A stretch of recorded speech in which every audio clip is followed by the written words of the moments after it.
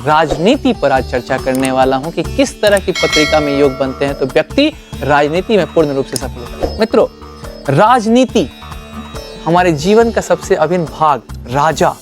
राजा जो होते हैं वो नीति के द्वारा अपनी नीतियों का प्रदान करते हैं। एक बात मैं बता दूं राजा के बारे में बहुत खास, राजा को क्रोध आना स्वाभाविक सी बात है। अगर राजा को क्रोध नहीं आता है तो ये भी एक दोष है। क्यों? क्योंकि जिस राजा को क्रोध नहीं आता है, उस एक राजा का नाम आपको बताता हूं, धृतराष्ट्र। उसने अपने भूमि का विभाजन करा दिया।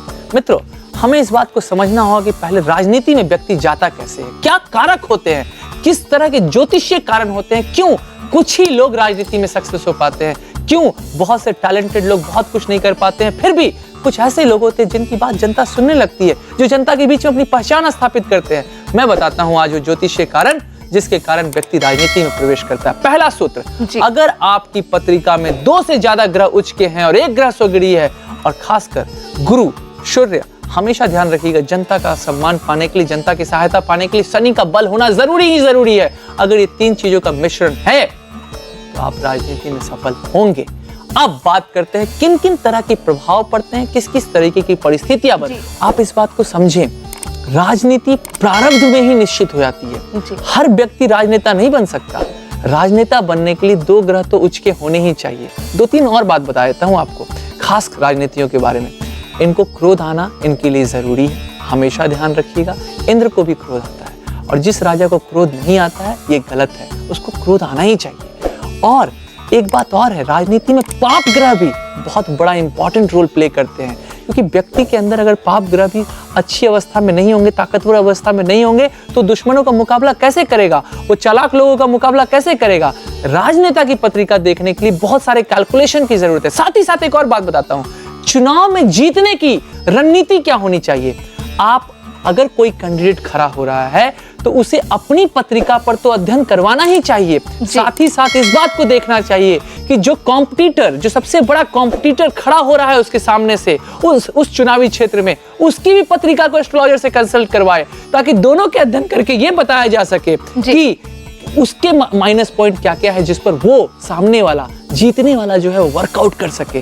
राजनीति कैलकुलेशन का खेल है, ये चौसर की तरह चलता है। इसमें पूर्ण दिमाग लगा करके कौन से ग्रह कब किस परिस्थिति में, बल गोचर परिस्थिति कहां काम कर रहे हैं, ज्योतिषी अगर ऐसे काम करेगा तो वो अपने जजमान को जिताने में एक महत्वपूर्ण रोल अदा कर सकता है।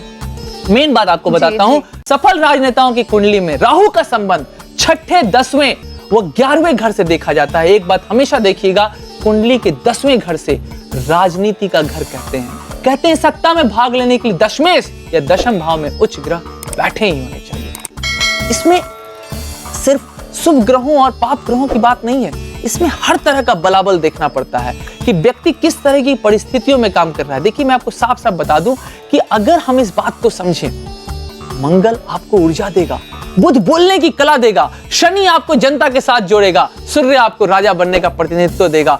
इसी तरह से हर ग्रह की अपनी एक अवस्था।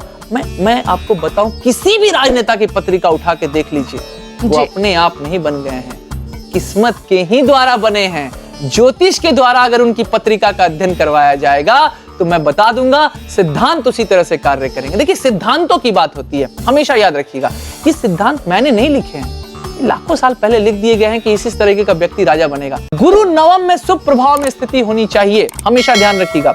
10वें घर का संबंध या दशमेश का संबंध 6ठे भाव से भी हो तो भी व्यक्ति राजनीति में सफलता प्राप्त करता है, और व्यक्ति को पूर्ण रूप से उसमें आगे जाने के लिए मार्ग प्रशस्त मिलता है। हमें राजनीति में क्या क्या चीजें चाहिए आपको पता है? भाषण देने की कला। व्यक्ति जब भाषण दे तो व्यक्ति की बातों को सुना जाए। बहुत से लोग होते हैं भाषण देते हैं मगर सुन नहीं पाते हैं। बुध जो है वाणी की कला देता है, मंगल उसके साथ ऊर्जा देता है। गुरु क्या करता है? गुरु आपको अच्छी वाणी बोलने के लिए मजबूर करता है। अच्छा भाषण, अच्छा वक्ता, अच्छा राजनीतिज्ञ होता है।